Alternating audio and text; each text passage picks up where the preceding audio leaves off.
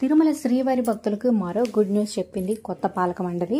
So ప్రతిరోజు ఒక కొత్త అప్డేట్స్ మంచి మంచి చర్యలు తీసుకుంటూ ముందుకు సాగుతుందన్నమాట. ఇప్పుడు తీపి కబురైనా చెప్పొచ్చు. ముఖ్యంగా లడ్డు, తిరుపతి లడ్డూని ఇష్టపడేవాళ్ళు, ఎందుకంటే తిరుపతి లడ్డు చాలా ఫేమస్ అనమాట. సో తిరుపతి వెళ్ళారంటే మాకు ఒక లడ్డు తెచ్చి పెట్టండి అనేవాళ్ళు చాలామంది.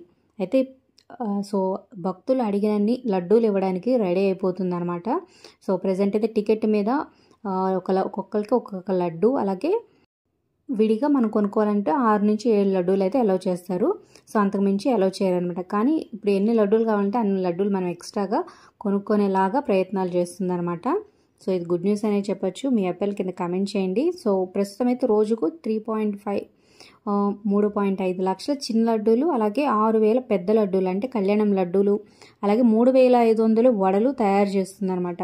సో తిరుమలతో పాటు హైదరాబాద్, బెంగళూరు, చెన్నై, తిరుపతిలోని స్థానిక చిన్న ఆలయాల్లో కూడా స్వామి ప్రసాదాన్ని విక్రయిస్తూ ఉంటారు. సాధారణంగా దర్శనం చేసుకున్న భక్తులకు ఒక చిన్న లడ్డూని మనకి బయటికి దర్శనం అయినాక ఇస్తూ ఉంటారనమాట. అంటే రోజుకి సరాసరి 70,000 మందికి శ్రీవారిని దర్శించుకుంటారు కాబట్టి ఉచిత లడ్డూలే 70,000 ఇవ్వాల్సి వస్తుందన్నమాట. సో వీటితో పాటు భక్తులు తమ బంధువులకి, చుట్టుపక్కల వారికి ఇవ్వడానికి శ్రీవారి ప్రసాదాన్ని ఇంకా ఎక్స్ట్రాగా అదనంగా కొనుగోలు చేస్తూ ఉంటారు. సో సాధారణ రోజుల్లో ఇబ్బందులు లేకున్నా వారాంతాలు, అలాగే ప్రత్యేక పర్వదినాలు కానీ బ్రహ్మోత్సవాల సమయంలో డిమాండ్ ఎక్కువగా ఉంటుంది. సో దీన్ని దృష్టిలో ఉంచుకొని అదనంగా 50,000 చిన్న లడ్డూలు, అలాగే 4,000 పెద్ద లడ్డూలు, అలాగే 3,500 వడలు తయారు చేయాలని నిర్ణయించిందనమాట. సో వీటిని దృష్టిలో పెట్టించుకొని ఇంకా ఎక్కువ సిబ్బందిని అయితే అదనంగా నియమించుకున్నట్టు తెలుస్తుంది. 74 మంది శ్రీ వైష్ణవులతో పాటు మరో 10 మంది శ్రీ వైష్ణవులు కాని వారిని కూడా నియమించుకొని ఇంకా ఎక్కువ లడ్డూలు తయారు చేసి